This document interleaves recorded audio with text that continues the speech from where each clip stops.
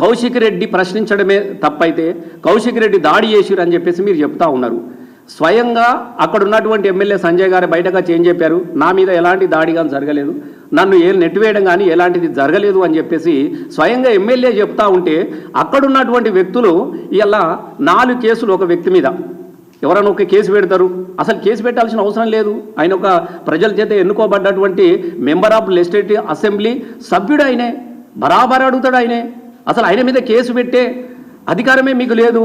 కానీ ఒక ఉద్దేశపూర్వకంగా అంటే బీఆర్ఎస్ ఎమ్మెల్యేలను వేధించాలి, బీఆర్ఎస్ ఎమ్మెల్యేలను అణగదొక్కాలి, బీఆర్ఎస్ ఎమ్మెల్యేలు ప్రశ్నిస్తున్నారు కదా, ప్రజల వైపు నిలబడుతున్నారు కదా, వీళ్ళని ప్రజల్లో లేకుండా చేయాలన్నటువంటి ఒక దుర్బుద్ధితోని అనేక రోజులుగా మనం పాడి కౌశిక్ రెడ్డి మీద జరుగుతున్నటువంటి దాడులు కూడా మనం చూస్తూ ఉన్నాం.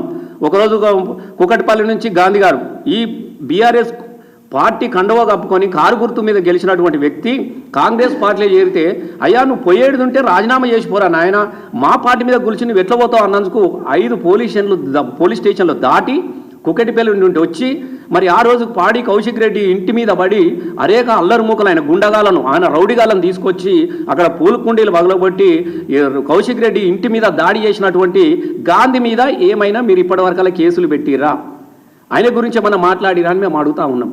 అట్లాగే రైతులను ఆదుకునే దమ్ము లేదు.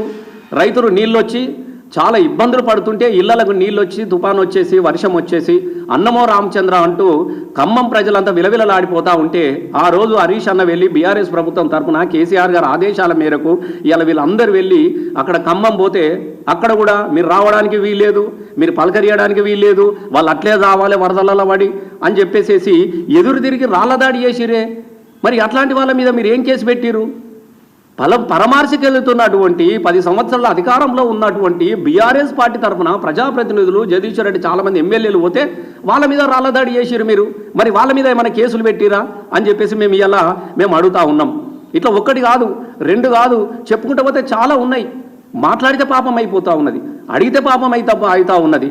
మరి కేవలము మీరు చేసే ఒక నీతి, బీఆర్ఎస్ వాళ్ళు మాట్లాడితే ఒక నీతి అని నేను అడుగుతా ఉన్నాను. నిన్న భువనగిరిలో వాళ్ళ పార్టీ యొక్క బీఆర్ఎస్ పార్టీ యొక్క జిల్లా కార్యాలయంలో వాళ్ళు రైతుల సమస్యల మీద ప్రెస్ మీట్ పెడితే మొత్తం ఎలాంటి బీభత్సం చూసారో మీ అందరికీ తెలుసు. వాళ్ళకు రాచమర్యాదలు పోలీసు వాళ్ళు ఏమనుకుంటారంటే ఎవడు ఎక్కువ వ్యక్తుల మీద దాడి చేస్తారో వాళ్ళకు రివార్డులు, వాళ్ళకు అవార్డులు, వాళ్ళు పదవులు ఇచ్చుకుంటా మరి ఇంత అరాచకాన్ని సృష్టించినటువంటి భువనగిరిలో కాంగ్రెస్ గుండాలు చేసినటువంటి ఆ గుండాల మీద మీరు ఏమన్నా కేసులు పెట్టిరా?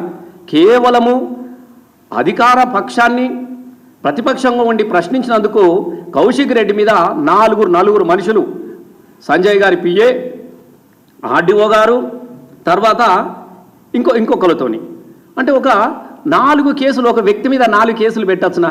మీరే చెప్పండి. సరే ఆయన అడగడం నేరం అయితే నేరం కాదు మీరు అనుకున్నట్టుంటే అరే ఈయన అడిగిట్లా చేసిన అని పెడతారు. కానీ నలుగురు కూడా వాళ్ళకొని కేసు పెట్టారు అంటే మీరు 100% ముందుగాలనే బీఆర్ఎస్ పార్టీ యొక్క ఎమ్మెల్యేలు రేపు ప్రశ్నిస్తారు కాబట్టి వీళ్ళని భయభ్రాంతులకు గురి చేయాలి, వాళ్ళ మీద కేసులు పెట్టాలన్నటువంటి ఒక దుర్బుద్ధితో పెట్టినటువంటి కేసు ఇదిగా మేము భావించుకుంటా ఉంటున్నాం.